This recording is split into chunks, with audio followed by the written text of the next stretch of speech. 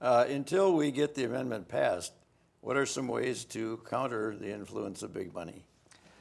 Well, we have to keep working at the amendment at the same time. It's that house metaphor. We're building the house, so we need to work on the foundation, but at the same time, we're getting those walls and windows up. And I think there's many good reforms. Ranked choice voting, as I mentioned, was passed by the voters strongly in Maine, and that allows people to vote for the candidate they really want to instead of two horrible choices that they don't like because they think that it'll be a wasted vote if you don't vote for the two major parties' offerings.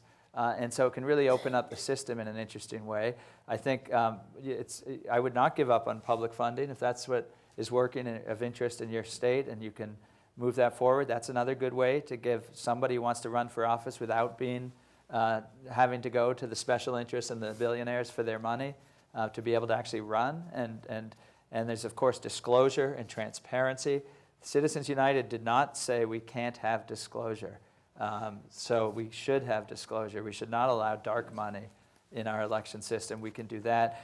Districting, I know it's a big topic in Minnesota as it is elsewhere. The gerrymandered districts that sliced us up into bizarre configurations based on the party's interests in keeping power rather than our interest in being represented. We have to stop gerrymandering. There's a case in front of the Supreme Court right now that comes out of Wisconsin that will consider whether it's unconstitutional, as I believe and many believe, to have the current partisan, hyper-partisan gerrymandered system in Congress. It doesn't represent the people, and it doesn't work, and it should be reversed. If the Supreme Court doesn't do that, there's actually an amendment proposal that would combine overturning Citizens United with a gerrymandering solution as well, which is, I think, of great interest.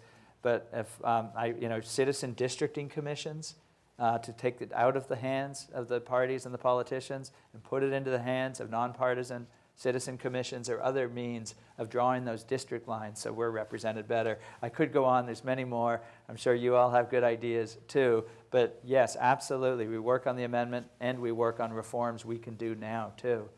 And I would say the amendment, I wouldn't say is some long-term thing, and these other things are short-term. They're all things that will be shorter or longer depending on how much we do, but I think we'll have all of them if we work hard at it, and things will look much better a decade from now than they do now.